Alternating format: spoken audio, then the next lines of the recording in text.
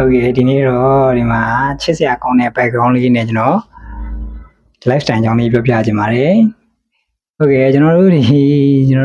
နာတာရှည်ယောဂါတွေဆိုင်ဦးနှကြောင်းယောဂါတွေမှာစီလေကူးတာအပြင် lifestyle ပြောင်းဆိုပြီးပြောနေကြတယ်ပေါ့တကယ်တမ်းကျကျွန်တော်တို့ဘယ်လိုပြောင်းရမလဲတကယ်ဘာတွေလုပ်ရမလဲဆိုတာကျွန်တော်ဒီဗီဒီယိုလေးမှာပြောပြပေးပါမယ်ဗျဟုတ်ကဲ့ကျွန်တော် lifestyle ပြောင်းဆိုပြီးတော့ပြောတယ်အဲ့တော့ lifestyle ကဘယ်လိုတွေပြောင်းရမှာလဲကျွန်တော်ဗျာအများစုကထင်ကြတယ် lifestyle ပြောင်းဆိုရင် gym သွားလေးတွေမှမနက်ခင်းစောစောထားပြေးဒါမျိုးတွေထင်ကြတယ်ဗောနော်ဒါပေမဲ့ဒါမျိုးတွေကကျွန်တော်တို့ဒီကျန်းမာရေးတစ်ခုခုအဆင်မပြေတဲ့သူကျန်းမာရေးမကောင်းလို့ lifestyle ပြောင်းမဲ့လူတွေအတွက်ကြတော့ချက်ချင်းထားလို့ဖို့မလွယ်ဘူးဗျကျမ်းမာရေးကောင်းနေတဲ့လူတောင်ပုံမှန်လှုပ်ရှားမရှိလို့ရှိရင်ချက်ချင်းထားလို့ဖို့ကမလွယ်ဘူးလေတရက်နှစ်ရက်တော့ရရင်ရမှာပေါ့ရေရှည်ကြအဆင်မပြေတော့ဘူးဗျဒါဆိုဒါ lifestyle ပြောင်းတာမဟုတ်တော့ဘူးလေအဆင်မပြေတော့ဘူးအဲ့တော့ကျွန်တော် lifestyle ပြောင်းနေဆိုတာဘာလဲဆိုတော့ကျွန်တော်တို့လုပ်နေကြအလုပ်လေးတွေကနေကျွန်တော်တို့ပုံမှန်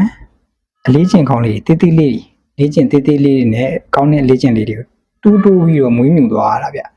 ကျွန်တော်တို့အရင်ဆုံးဗျစဉ်းစားကြည့်ဘာလေးတွေလုပ်လို့ရမလဲဆိုရင်အရင်ဆုံးလမ်းပိုလျှောက်လမ်းလျှောက်နေတဲ့သူကအရင်ထက်ပိုပြီးလမ်းပိုလျှောက်တာလေးတိချရှူတာတက်ရှူတေးခြင်းငန်းလေးတွေလုပ်တာရေပူတောက်တာဂယူတစ်ဆိုင်နဲ့ကျွန်တော်တို့ရေကိုတစ်နေ့နှစ်ဘူးဆိုနှစ်ဘူးသုံးဘူးဆိုသုံးဘူးအရင်ထက်ပိုပြီးပိုတောက်တာဒါလေးတွေကိုအရင်ဆုံးလုပ်ဖြစ်အောင်လုပ်ကြည့်ပါအောင်ဗျတကယ်လို့ကိုကမေ့တတ်တယ်မလုပ်ဖြစ်ဘူးခဏနဲ့အဆင်မပြေဘူးပြက်သွားတယ်ဆိုရင်ကျွန်တော်ဖုန်းမှာ alarm ပေးတာမျိုးအဲ့လိုဒီ reminder လေးပေါ့နော်တခုခုကျွန်တော်ကိုယ်သတိပေးမှလေးတခုလေးထားပြီးတော့တည်တည်ချာချာလေးဂယူတစ်ဆိုင်လောက်တာမျိုးပေါ့နော်ဒီလိုလေးကနေကျွန်တော်ဖြည်းဖြည်းချင်းအလေးချင်းကောင်းလေးတွေကမွေးမြူလာတာပါအဲ့ဆိုင်ပြောင်းဆိုပြီးတော့ကျွန်တော်တို့ထားပြီးတော့ကိုမလုံနိုင်တာတွေအရင်ကမလုံဘူးတာတွေထားလို့လို့ရှိရင်ကျွန်တော်တို့ဒီတရက်နှစ်ရက်အပြင်ပို့ပြီးတော့လုံချင်မှာမဟုတ်တော့ဘူးခန္ဓာကိုယ်ကလည်းလုံနိုင်မှာမဟုတ်တော့ဘူးအဲ့ဒါကြောင့်ကျွန်တော်တို့ဒီလုံနိုင်တဲ့သေးသေးလေးရဲ့အစပြီးတဖြည်းဖြည်းချင်းတိုးတက်သွားအောင်လုပ်ရတာပေါ့နော်ဒါမှကျွန်တော်တို့ရေရှည်သွားနိုင်မှာပါရေရှည်လုံနိုင်မှလည်းကျွန်တော်တို့ဒီကျန်းမာရေးအတွက်ကြိုးကျေးဇူးတွေကတည်တာလာမှာပေါ့နော်အဲ့လိုမျိုးပြီးလို့ရှိရင်ကိုလုံတစ်ခုခုလုံနိုင်ပြီးရင်ကိုလည်းဒီအကောင်းမြင်ပြီးတော့ဆုချပေါ့ဗျာဆုချဆိုတာချီးမွမ်းပါဗျာဆိုတော့ဒါမှကျွန်တော်တို့ဒီအုံနောက်က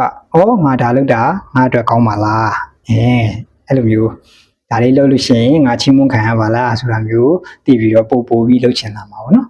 ဟုတ်ကဲ့ဒါတော့ဒါဒီ lifestyle ပြောင်းမယ်ဆိုရင်ဒီလိုတစ်ဆင့်ချင်းစီပြောင်းတဲ့ဆိုတာလေးပြောတာပါဒါပေမဲ့အဲ့လိုမျိုးတွေကိုကမသိဘူးမလုပ်ချင်ဘူး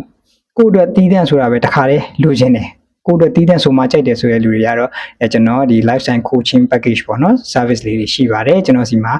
အဲ့ကြလို့ရှိရင်တော့ကျွန်တော်စီ service ယူတဲ့လူအတွက်ကိုတီးတဲ့ကျွန်တော်သူရဲ့ lifestyle သူတနေ့တာမှာဘာတွေလုပ်လဲဆိုတာမေးမြန်းပြီးသူတက်တီးတဲ့ plan လေးတွေဆွဲပေးမယ်ပြီးရင်ပေးရနေလဲကျွန်တော်ကဒီလုပ်ဖြစ်ဖို့အတွက်ကိုအမြဲတမ်း remind လုပ်နေမယ်မသိတာတွေပြန်မေးရှင်ကျွန်တော်ကပြောပြပေးမယ်ပေါ့နော်အဲ့လို service တွေလည်းရှိပါတယ်ဗျမချူတော့ lifestyle ပြောင်းပြလားဒါမှမဟုတ်ရင်တရက်နှစ်ရက်ပြောင်းပြီးတော့အဆင်မပြေဘူးဖြစ်နေလား comment မှာပြောခဲ့ပါအောင်နော်အားလုံးကြမ်းပါကြပါစေဗျာ